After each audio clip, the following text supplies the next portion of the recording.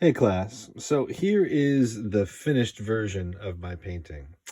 Right off the bat, I need to admit that I stupidly took apart the still life before making this video. I just wasn't thinking. And of course, with all the folds the way they are, there's no way I could put it back together.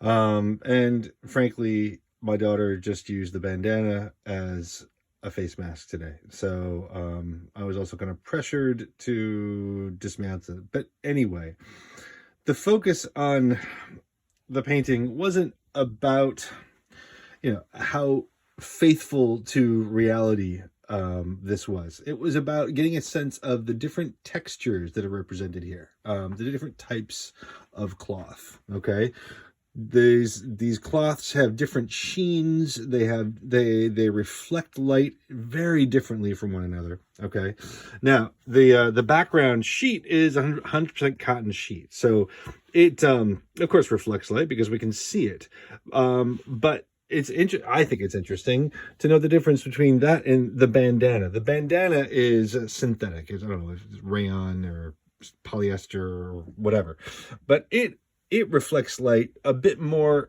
distinctly, kind of smoothly, much more like this purple fabric here. Okay, as the sheen that has on it, it reflects light differently. If this were made of 100% cotton, then it would look very different. It would reflect light a lot more, like this scrunchie. Okay, this scrunchie, the sheen on it is pretty dull and flat, as you know, as in matte, right, as opposed to glossy.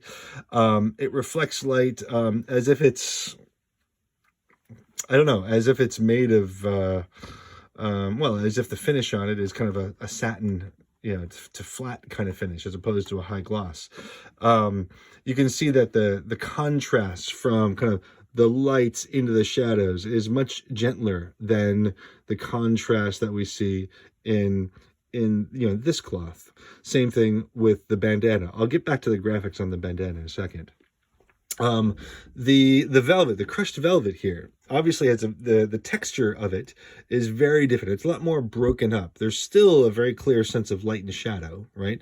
These shadows, and look at the edges. Look how sharp that edge is and how much softer that edge is. Now, where the lights are, even with the velvety texture, is the fibers sticking up to make the velvet soft are sticking in different directions, right? So the fibers that are facing this direction reflect light differently than fibers facing this direction, right? Hence the modulated nature of that texture. But of course, the shadows are shadows, right? So we don't really see that kind of texture. Now, this kind of mauve scrunchie is like a velour, I guess. Which is is similar to velvet, but I guess it's kind of a more coarse version of velvet, right? And in both cases, you can see that the light reflects off it differently depending on where the fibers are.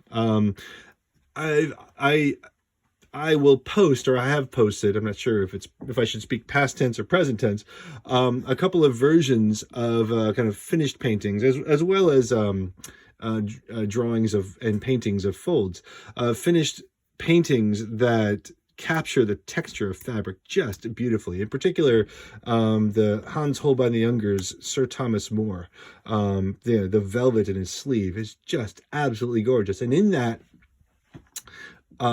texture, and velour and velvet are kind of similar in principle.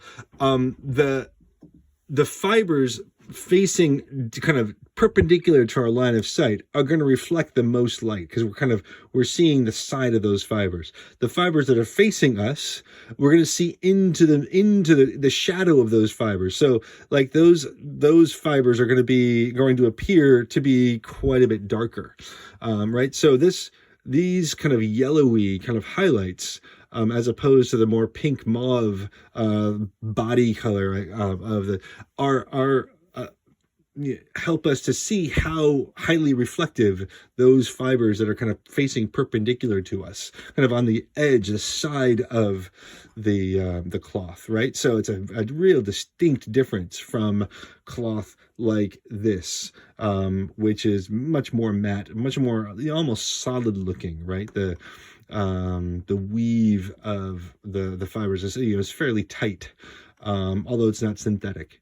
So anyway, I think it's tremendously fascinating that the different sheens, the way the different types of textures can reflect light, including my canvas itself. Look at that sheen up there. Now, the graphics, there's not a whole lot of graphics on, most of these cloths, of course, are solid color, except for that bandana.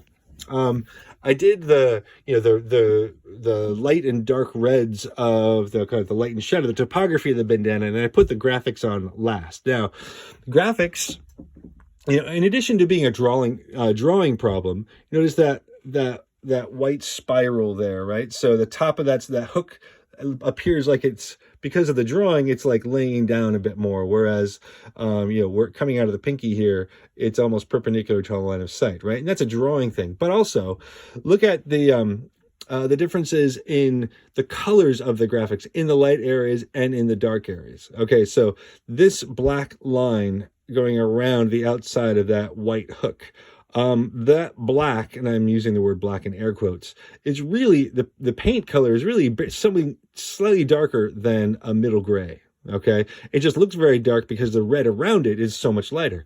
Now, as this black turns down into the shadow, turns kind of away from the light, the actual paint color in this black is much, much darker. Okay, and hopefully you can see there. Same thing with the graphics kind of up in here, the stuff that's kind of going up into that shadow. You notice that the blacks are a lot blacker in the shadow than they are in the light. It's kind of like almost like an olive green. The black local color plus the warm light makes that kind of that greenish color. So these blacks in the light, of course, are not black. There's another great example of that olive green turning up into something much, much cooler and darker. Okay, these are actually much closer to true black than the blacks graphics and the whites. Now, the whites in the lights are not just white pigment, but they're also, there's lots of yellow and orange mixed into them to give that warmth. And you can see in here there's a slight depression here where those whites, the tops of those little white bullet shapes are more of a light gray, whereas the bottom are much lighter and warmer. So graphics, they change color, they turn, it's not such a drawing problem, it's a color problem, right? So they shift in color as well. But anyway, I don't want to talk your ear off. I think this stuff is all tremendously interesting. And good luck with your project, with your fabrics, with your folds. All right.